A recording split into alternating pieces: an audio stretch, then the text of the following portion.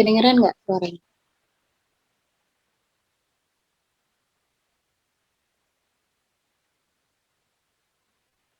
Kedengeran, Pin. Dimulai aja ya. Assalamualaikum warahmatullahi wabarakatuh. Waalaikumsalam warahmatullahi wabarakatuh.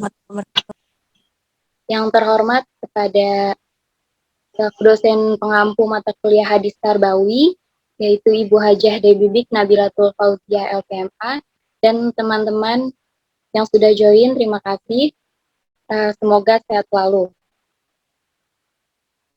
Nama saya Alvinda Ratri, di sini saya sebagai moderator. Pada PKM kali ini, materinya berjudul Hadis tentang Wabah adalah rahmat bagi orang-orang mukmin. Sebelum penyampaian materi, izinkan saya untuk memperkenalkan teman-teman saya dari kelompok 2 yang berisikan anggota Anissa Suseno Putri, Fadila Rahayu Ratmono, Fitri Hoirnisa, Cuncun Anggaresa, dan Kevin Febrihanan Wigatri. Nah, langsung saja untuk menghemat waktu kepada Fadila Rahayu Ratmono untuk menyampaikan.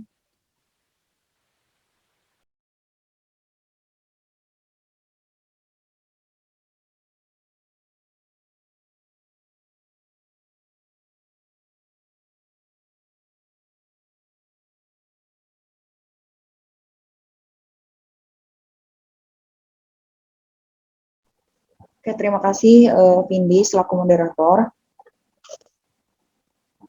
Baik teman-teman, kita beranjak kepada hadis yang pertama.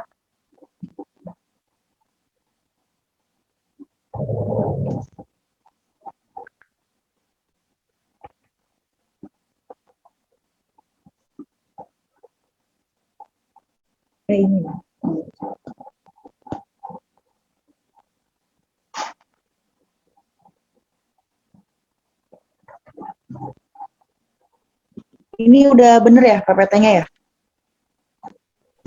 Ya, sudah. Oke. Rasulullah SAW menyebut wabah sebagai jenis azab bagi umat terdahulu Bani Israel dan kini menjadi rahmat bagi orang beriman karena kesabaran dan pengertian atas ketentuan Allah serta menahan diri dari daerah masing-masing. Ada sebuah hadis di sini saya bacakan. An Aisyah zaujin Nabi sallallahu alaihi wasallam annaha akhbaratna annaha sa'alat Rasulullah sallallahu alaihi wasallam an ta'un fa akhbaruha Nabiyullah sallallahu alaihi wasallam annahu kana adzaban yab'athuhu Allah ala may yasha'u faja'alahu Allah rahmatan lil mu'minin falaysa min 'abdi yaqa'u ta'un fayamkuthu fi baladihi sabiran ya'lamu annahu la yasibahu illa ma kataballah lahu illa kana lahu mithlu ajri syahid. Dan terjemahannya adalah artinya dari Aisyah radhiyallahu anhu, ia mengabarkan kepada kami bahwa ia bertanya kepada Rasulullah sallallahu alaihi wasallam perihal taun. Lalu Rasulullah sallallahu alaihi wasallam memberitahukannya. Zaman dulu taun adalah siksa yang dikirimkan Allah kepada siapa saja yang dikehendaki olehnya. Tetapi Allah menjadikannya sebagai rahmat bagi orang beriman. Tiada seorang hamba yang sedang tertimpa taun kemudian menahan diri dari negerinya dengan bersabar seraya menyadari bahwa taun tidak akan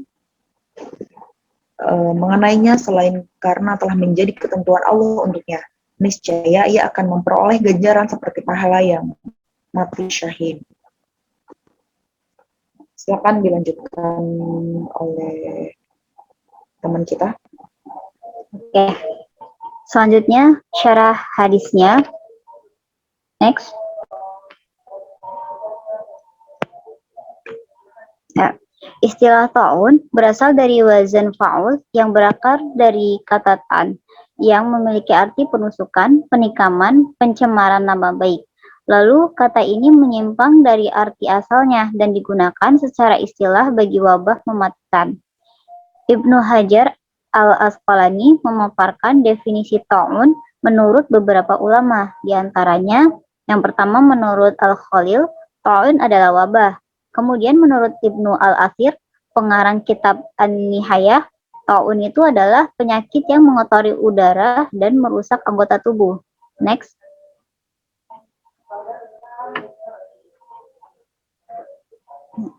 Selanjutnya, menurut Abu Bakar bin Al-Arabi, taun adalah penyakit yang mematikan jiwa seperti sembelihan. Disebut demikian karena banyaknya orang yang terpapar dan mematikan dengan cepat. Kemudian menurut Ad-Dawudi, taun adalah benjolan yang muncul di setiap lipatan anggota tubuh dan itu merupakan wabah. Menurut Iyad, taun adalah bisul yang memborok yang keluar dari tubuh, sedangkan wabah adalah penyakit secara umum. Wabah tersebut taun. Wabah disebut taun karena keduanya memiliki kesamaan yaitu mematikan. Setiap taun adalah wabah dan tidak setiap wabah adalah taun. Oke. Selanjutnya boleh dilanjutkan oleh rekan saya.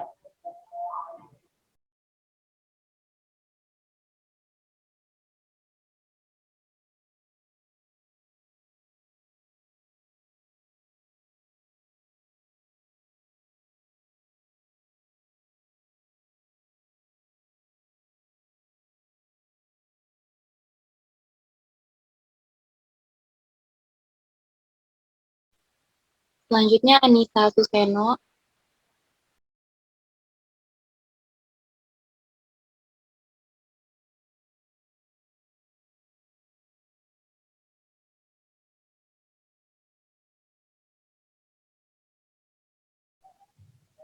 Oke, dilanjut aja ya. Syarah hadis. Dari beragamnya definisi taun, para pakar di atas Ibnu Hajar Asqalani menyimpulkan hakikat taun adalah benjolan yang muncul akibat letupan darah ke organ tubuh hingga rusak. Penyakit-penyakit lain yang muncul akibat rusaknya udara juga disebut taun. Berbagai bentuk majas metafora karena terdapat persamaan yaitu banyaknya korban jiwa yang ditimbulkan oleh keduanya. Next.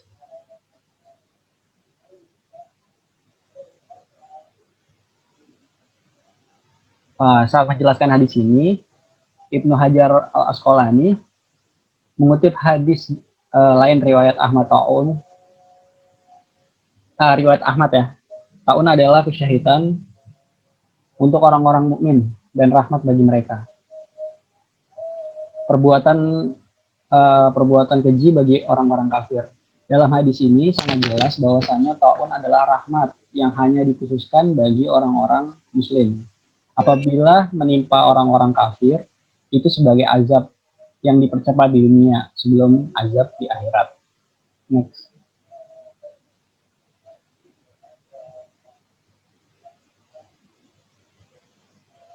Nah, dalam hadis Ibnu Umar yang diriwayatkan oleh Ibnu Majah dan Al-Baihaqi disebutkan datangnya taun akibat nampaknya perbuatan keji. Tidaklah perbuatan keji dilakukan suatu kaum hingga mereka melakukannya dengan terang-terangan kecuali menyebarlah wabah taun dan kesakitan bagi mereka yang tidak pernah dirasakan oleh umat-umat sebelumnya. Meskipun hadis ini dinilai dhaif, namun ada hadis lain yang menguatkan hadis dari Ibnu Abbas dalam kitab Al-Muwatta. Tidaklah perbuatan zina marak terjadi pada suatu kaum kecuali banyaknya kematian yang akan menimpa mereka. Dalam hadis riwayat Al-Hakim, apabila perbuatan zina dan riba terang-terangan dilakukan di suatu wilayah, maka mereka telah menghalalkan azab Allah atas diri mereka sendiri. Selanjutnya akan disampaikan oleh Neo.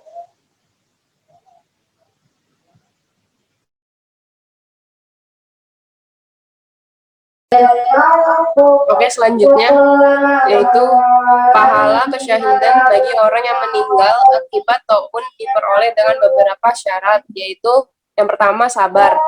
Apabila orang itu bersabar, artinya tidak cemas dan khawatir terhadap apa yang menimpanya, melainkan ia menyerahkan urusannya pada Allah serta merasa ridho atas ketetapannya. Kemudian yang kedua, berdiam diri di tempat terpaparnya wabah taun. Kemudian tidak keluar melainkan diri dari tempat itu. Kemudian yang ketiga, menyadari bahwa taun tidak akan menimpanya kecuali telah digariskan oleh Allah. Next.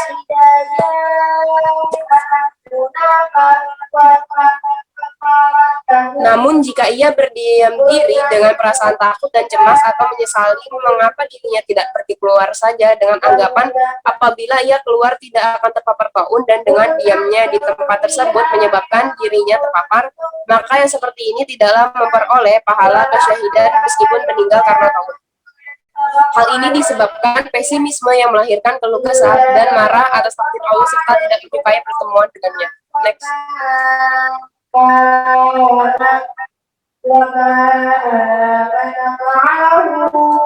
Dari pengertian taun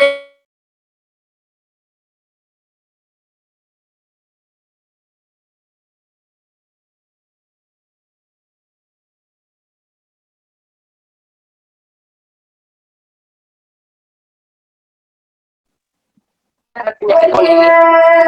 Next.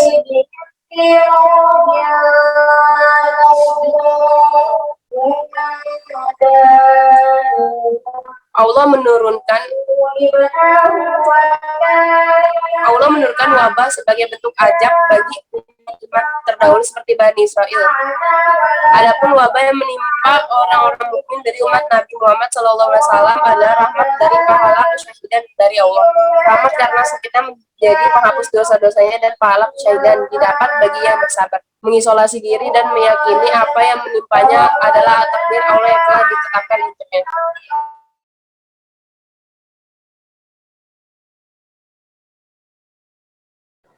Selanjutnya akan dijelaskan oleh teman saya.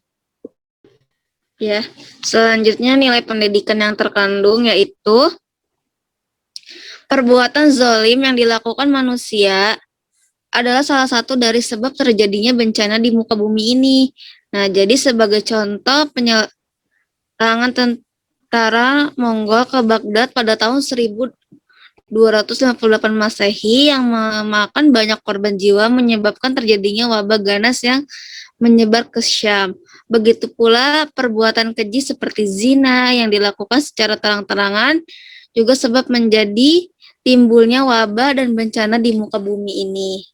Selanjutnya,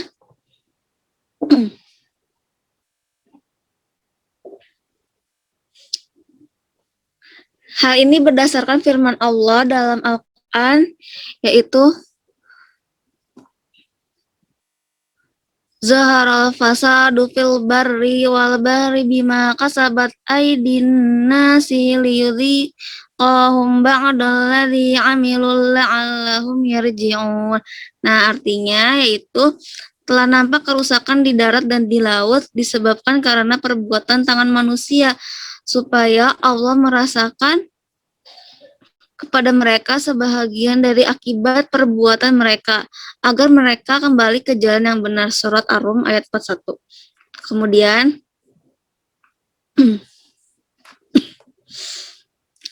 jadi bencana wabah saat ini seyogianya kita jadikan sebagai bahan renungan untuk berbagai hal seperti perlunya memperbaiki relasi umat manusia dengan alam, mematuhi protokol berdiam diri di rumah dengan sabar untuk menghindari penyebar luasan infeksi. Ikhlas menerima takdir Allah guna meningkatkan imunitas tubuh dan mendapatkan kenikmatan pahala dan menganggap ujian ini sebagai rahmat bagi calon mujahid sebagaimana Allah janjikan di akhirat nanti. Amin. Saya kembalikan kepada moderator. Oke, baik. Terima kasih kepada teman-teman presentator yang sudah menyampaikan materinya tentang hadis tentang wabah adalah rahmat bagi orang-orang mukmin. Nah, selanjutnya kita memasuki sesi tanya jawab atau diskusi ya. Dibuka untuk yang ingin bertanya, bisa lewat kolom langsung.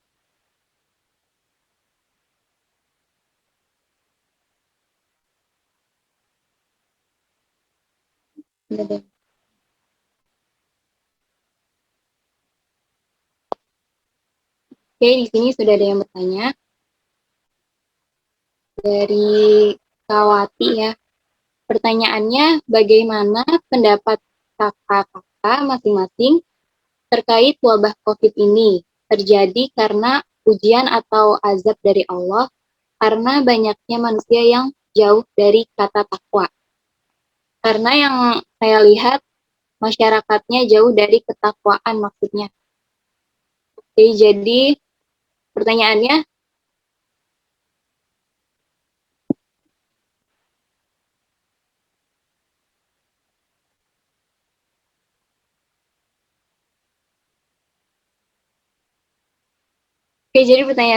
eh, ujian atau azab dari Allah karena banyaknya manusia yang jauh dari ketakwaan. Gimana teman-teman presentator, ingin langsung dijawab atau tunggu pertanyaan kedua?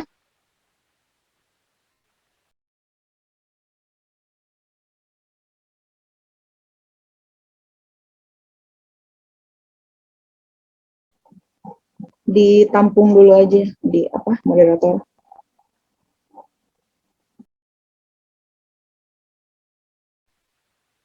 Oke, baik. Apa ada yang ingin ditanyakan lagi?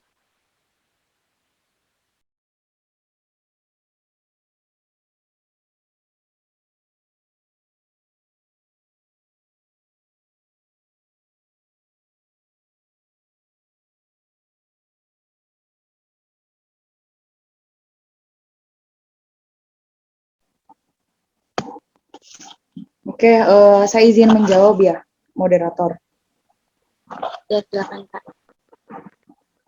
Tadi kan pertanyaan dari siapa namanya? Kawati. Wati ya. Oke, Kak Wati mungkin ya. Tadi kan Kak Wati pengennya dari masing-masing ya, dari masing-masing presentator ya. Mungkin ini dimulai dari saya dulu gitu, mewakili teman-teman. Tanggapan terhadap wabah COVID ini adalah dari awal kita harus mengukur dulu gitu ya. Maksudnya sebetulnya kita nggak ada hak untuk, menurut saya ini ya, kalau opini saya adalah kita sebagai umat yang memang jauh dari kata sempurna pun harus menyadari diri terlebih dahulu coba ya. Soalnya kalau misalnya kita masih menjudge satu sama lain gitu. Tadi kan bilang bahwasannya menurut Kawati banyak yang masih belum takwa gitu kan. Kita nggak tahu kan yang belum takwa ini patokannya di mana, ataukah kita bisa melihat yang takwa ini seperti apa, yang tidak takwa ini seperti apa. Nah, kita kan seharusnya nggak boleh menjadi seperti itu ya, sebagai sebagai manusia biasa gitu yang memang tidak luput dari kesalahan gitu. Nah, ada dua perspektif yang memang yang bisa kita nilai gitu. Pertama memang dari, kalau misalnya di surat Al-Baqarah itu dikatakan bahwasannya la yukallifullahu nafsan illa wus'aha.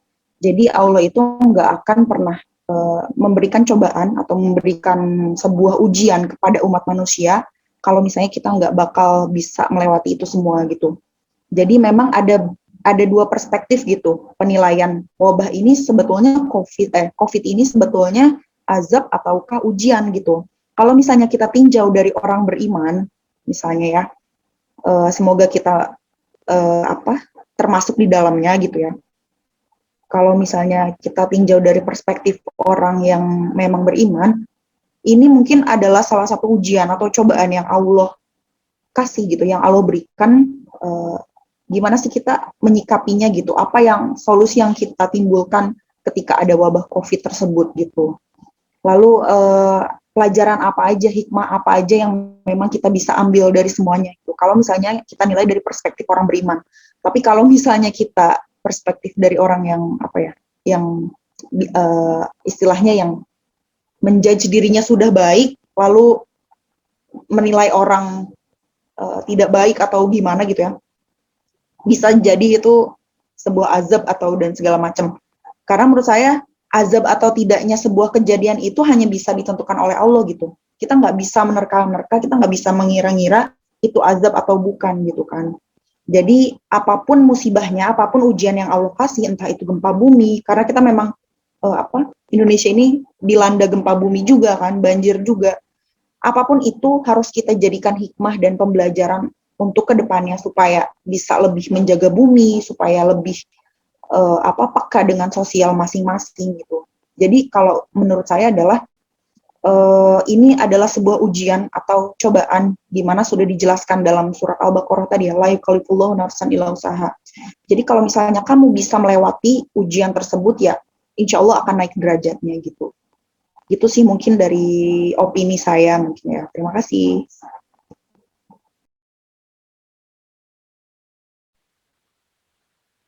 Terima kasih kepada Kak Fadila Ayu Ratno. Apakah dari teman-teman presentator ada yang ingin menambahkan lagi? Izin masuk juga. Ya, silakan. Dengar nggak suaranya? Dengar. Pendapat saya juga nggak jauh beda dari keadilan. Jadi wabah atau pandemi yang seperti sekarang yang sedang kita rasakan itu seperti pandemi COVID-19 itu bisa dibilang juga sebagai musibah. Tapi kalau misalkan dibilang sebagai azab itu kayak berat banget gitu loh, kayak serem aja gitu benernya. Soalnya kalau misalkan kita anggap ini sebagai azab, nanti orang malah jadinya kayak salah-salahan gitu loh. Jadi kayak ngerasa orang yang beriman itu jadi kayak ngerasa salah-salahin orang yang dia anggap dia nggak beriman gitu. Kalau misalkan dianggap sebagai azab. Tapi kalau misalkan kita anggapnya ini sebagai musibah, jadi kita akan saling tolong-menolong gitu. Jadi kita akan bisa saling bahu-membahu gitu untuk menghadapi musibah kayak seperti sekarang gini. Tapi kalau misalkan kita anggap sebagai azab, nanti jatuhnya itu kalau menurut saya malah jadi kayak salah-salahan gitu. Orang malah jadi nantinya akan jadi kayak saling sok bener gitu, istilahnya gitulah. Padahal kan belum tentu ini juga sebuah azab atau bukan, tapi intinya ini azab atau bukan, tapi intinya ini azab atau bukan, kalau menurut saya ini sebuah musibah yang harus kita hadapi sama-sama, ujian juga gimana Allah mau melihat kita itu bisa melewati musibah ini atau enggak gitu. Jadi intinya juga untuk kita saling tolong-menolong, jadi nggak usah salah-salahan gitu, mau benar atau salah gitu, yang penting kita tolong-menolong bagaimana caranya untuk bisa kita keluar dari masalah seperti ini. Kalau menurut saya sih, jadi kalau azab itu kayak berat banget gitu, jadi kayak kalau misalkan kita bilang azab jadi kayak so bener gitu, kalau kita tuh kayak kayak paling alim lah istilahnya, padahal enggak juga sih.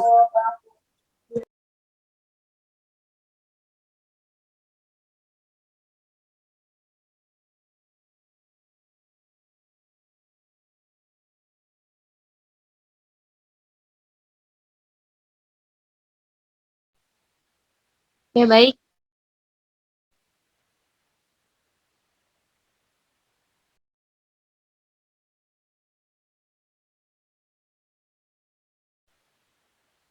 Oke, baik. Tadi terima kasih juga kepada Seno menambahkan di mana Kak Wati sudah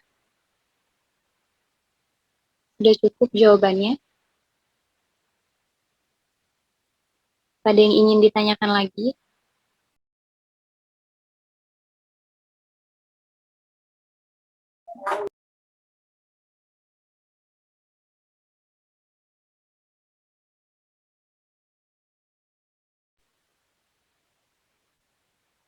Oke, ada pertanyaan lagi dari Rafliansyah. Izin bertanya, Kak, bagaimana tanggapan Kakak mengenai wabah yang terjadi? Apakah setiap wabah Yang terjadi itu selalu disebabkan oleh manusia atau bisa saja wabah yang terjadi itu murni pemberian dari Allah? Terima kasih kepada Kak Rafliansyah yang telah bertanya. Gimana teman-teman presentator?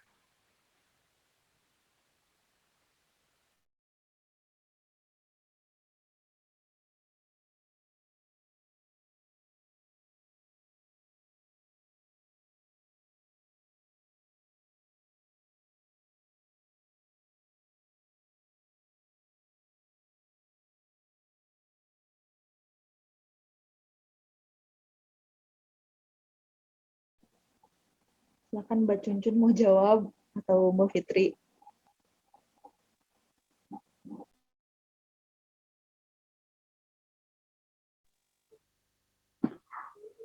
Coba buat jawab ya.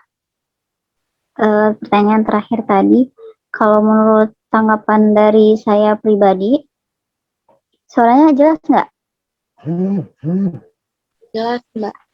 Oke. Kalau tanggapan dari saya pribadi, setiap wabah taun yang turun itu nggak nggak semuanya itu berdasarkan dari ulah manusia. Mungkin ada banyaknya memang dari ulah manusia sendiri, guys. Misalkan seperti kebanjiran itu kan ulah manusia karena tidak melestarikan lingkungan. Terus kebakaran yang rata-rata manusia yang tidak amanah gitu dalam menjaga dalam melestarikan lingkungan gitu. Cuma untuk wabah yang saat ini kita sedang terjadi, kayak COVID, asal mulanya COVID ini dari mana sih gitu kan? Itu berita awal yang kita dapat itu dari bangkai. Ada yang mengatakan ada yang karena makan makanan haram dan segala macam, jadi terkenalah virus ini gitu. Itu wallahu alam, kita kembalikan semua segala urusan musibah ini kepada Allah Subhanahu wa taala. Yang harus kita lakukan saat ini ketika kita ditimpakan musibah ini, setidaknya kita itu sedang ditegur gitu, baik yang kita yang pendosa maupun orang-orang alim yang di luar sana gitu kan. Jadi sebagai teguran bagi kita semua agar kita itu lebih dekat sama Allah. Jadi Allah itu kangen sama kita yang dulu yang selalu minta gitu sama Allah gitu. Jadi kalau kesimpulannya dari wabah ini datangnya itu dari ulah manusia, saya lebih ke jadi Allah menurunkan wabah ini itu lebih kepada karena ulah manusia kalau pribadi saya gitu ya. Cuma untuk selebihnya kita wallahu alam, kita serahkan semuanya kepada Allah, karena itu tadi, karena perbuatan-perbuatan kita juga yang merusak gitu kan. Gitu. Terus kalau untuk hal lain sebagainya itu adalah teguran buat kita semua gitu. Entah itu memang dari ulah kita sendiri kah atau memang Allah ingin menguji kita gitu. Itu aja.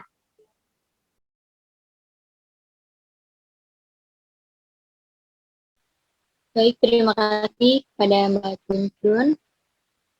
Gimana Kak Rafliansyah?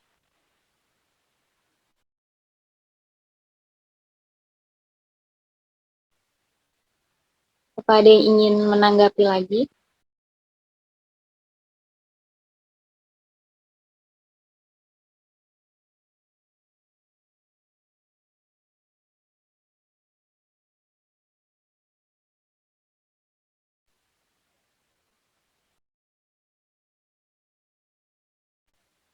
Oke, terima kasih Kak Rafliansyah yang sudah bertanya.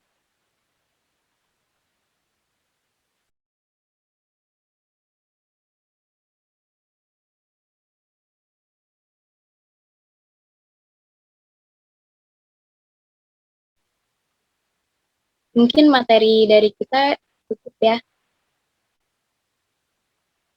Atau mau dilanjutkan lagi Kak Dila? Cukup. Oke, baik. Sepertinya sudah tidak ada yang ingin ditanyakan lagi. Mari kita cukupkan saja ya, teman-teman. Sekali lagi saya ucapkan terima kasih kepada teman-teman yang sudah bertanya dan juga sudah menyempatkan waktunya untuk mengikuti kegiatan PKM hari ini.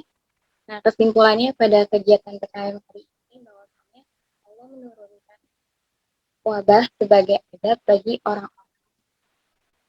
bagi umat-umat terdahulu seperti Israel. Adapun wabah yang menimpa orang-orang mukmin adalah dari umat Nabi Muhammad SAW adalah rahmat dan pahala kesyahidan dari Allah Subhanahu wa Ta'ala. Rahmat karena sakitnya menjadi penghapus dosa-dosa dan meyakini apa yang menimpanya adalah takdir Allah Subhanahu wa Ta'ala yang telah ditetapkan untuk. Nah, demikian presentasi dari kelompok 2. Mari kita ucapkan alhamdulillahirrahmanirrahim. Sekian dari kelompok kami, saya sebagai moderator dan juga perwakilan teman-teman presentator. Mohon maaf jika ada kesalahan. Terima kasih untuk semuanya. Wassalamualaikum warahmatullahi wabarakatuh.